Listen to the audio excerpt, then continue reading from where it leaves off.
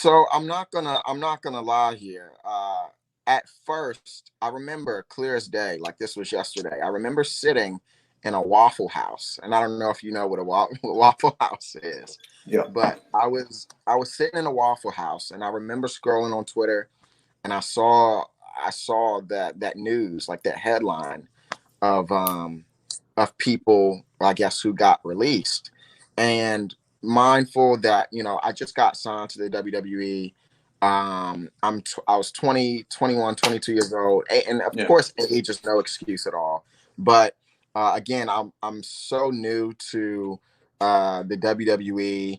I'm new to seeing tweets and from the WWE just because I was so busy like on the indies and I was worried about promoting myself. So Yeah. I didn't know really what was a work or what was real, or because I'm usually, when I see tweets from the WWE, it's usually all storyline stuff. So Yeah. it was a little not confusing at the time because I obviously I tweeted what I tweeted, but when I saw it, I thought that it was a work because I've never seen the WWE tweet about people that are like shoot release, like, okay, Yeah. we're wishing this person the best. And I thought it was a work because I remember the match with Oscar and I was like, oh, this must be a part of whatever. So when I did the tweet, and I remember, I'll never forget, I remember Patrick Velveteen texted me and was like, hey, I'm getting some text messages, something about like a tweet. I think you should take it down. And I thought about it, and I was like, why? Like, I didn't think it was as big of a deal because obviously I didn't know that it was like for real. Like these people actually got released, and it wasn't a part of an angle with Oscar or anything. Mm. But the more that I started seeing the backlash that I was getting on Twitter, I was like, oh shit, this is real, and it's getting real really fast. Yeah. So, and at the time, and I ended up deleting the tweet from seeing how serious it was getting. And but by that time it was already hell in the waters, just because obviously people had screenshotted what I said, and it just blew up. And yeah, man, it was rough. I was definitely confused for a while, but then I fast I quickly realized how serious the situation was, and unfortunately it was just nothing that I could really do about it at the time. Yeah, and that's the thing. I think it's a fine line between knowing what's a work and what's a reality sometimes, especially in that world of professional wrestling. But yeah, look at for me, as a fan seeing that, it was like okay. Yeah, to me, it wasn't something in bad. Like I didn't read it in bad taste, but I'm not an uptight person like that. So I'm a very laid back sort of guy. So I read it as like, oh, okay, like that doesn't seem like the worst thing in the world to say. Like it's not like you said, good riddance, or something like that. It was definitely no personal attack, but I find it interesting sometimes in from what I hear about the wrestling business, how it can get really fickle sometimes on some real like minor things that I think, oh wow, really? Someone got upset about that? But Yeah, yeah, I it don't was work in it that was industry, very so weird. It was yeah, very weird. And obviously it was so stupid. Thinking back on it now, being 25 years old and making a tweet when I was 21, it was like, man, what a stupid thing to say. but that's the Knowing thing. You live and what, you learn. That's the yeah, thing you for have to sure. understand, though, Leo. You live and you learn. Like you learn from your mistakes. Like I'm 37 years of age. If I Yeah, think back some of the things I did when I was 21, I'm like, that's a good thing I wasn't a celebrity at 20, like at that age. Because shit, man, I'd be God knows where I'd be. But yeah, I definitely think. But that's the thing. People deserve second chances and opportunities to redeem themselves, and that's something that you've definitely done. Like your career, so far in WWE. When you were partnered up with Lashley and just being that the man of the hour character, which leads me into there is a question here from Kevin Rodriguez again, and I want to discuss the Man of the Hour character. But Leo, did you enjoy the Blackheart more than the Man of the Hour character? It was a different kind of fun.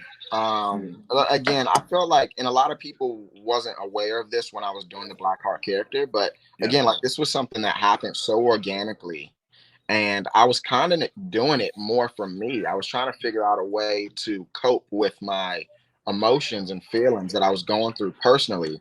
So I felt like it was kind of like therapy for me to go out and, wear my heart on my sleeve and have the people kind of relate to it. And it just made me overall feel good, that, people enjoyed it.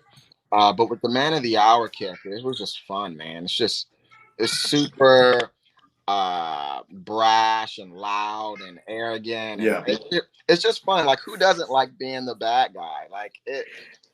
You know what? Look, because I'm such a fan of yours, Leo. Like when I saw you make it, like when I saw you on Raw, I was like, oh, cool. Like fuck, Leo Rush, blah blah. Blah. And then I saw you like doing the heel stuff. I'm like, oh no, he's still cool. And then I was like, week after week, I'm like, man, what a dick. And that's the thing. Like when you can convince someone, like, I've been a wrestling fan for like since I was like 4 or 5 years old, so a good 30 years.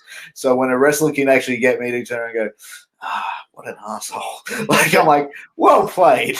But I definitely like the Man of the Hour character though, like just coming out, and it's always reminds me of it. It's like you've got the big Bobby Lashley, and then you got like this little guy just jumping around going, hey, what's up, man? I'm gonna cause some shit, like really just antagonize, being like the antagonizer.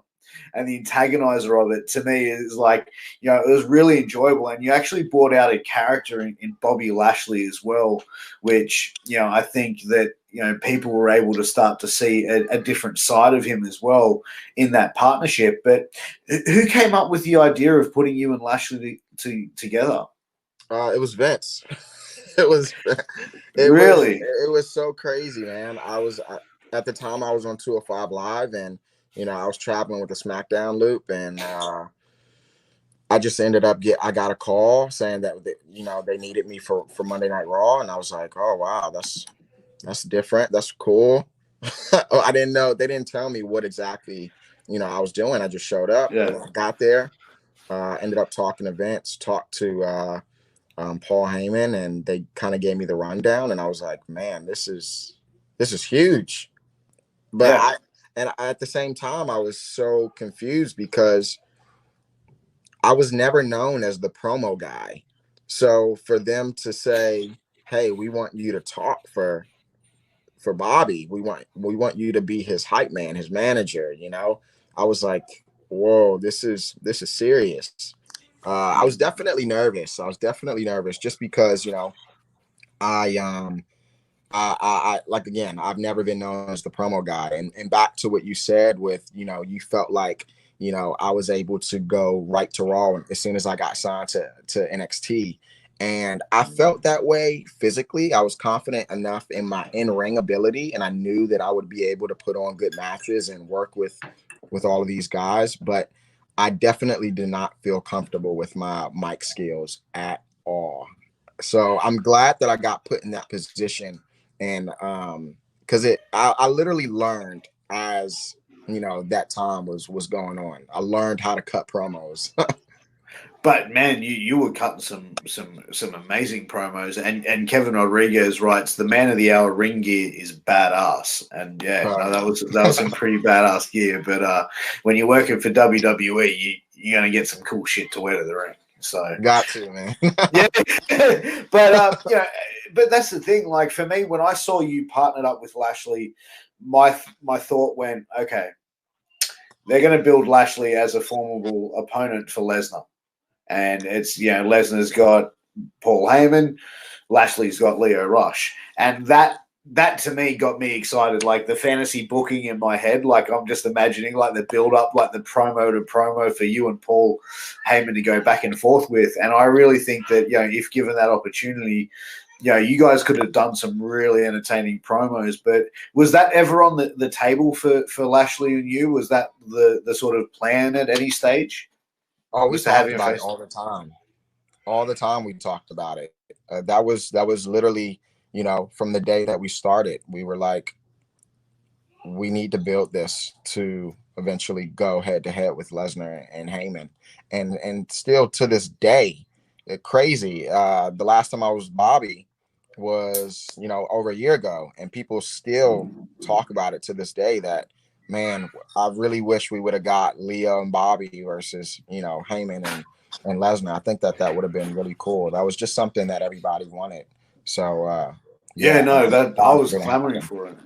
But but that's the thing. Like, there's so many opportunities, and obviously for yourself that being as young as you are, to go in and get that exposure and that experience, interviewing an established guy like Lashley, or not interviewing, sorry, but managing or being the hype man for an established guy like Lashley, is such a great opportunity to find yourself in, and for you to walk away with it now, being known as a promo guy where you weren't beforehand. So, it definitely seemed like a win for you guys. But, what was the reasoning for pulling you and Lashley apart, though? Because it seemed to be working so well. And it seemed to be a little bit early for them to pull the plug on it. Yeah, to be honest, I really don't know, and I don't think I'll ever get that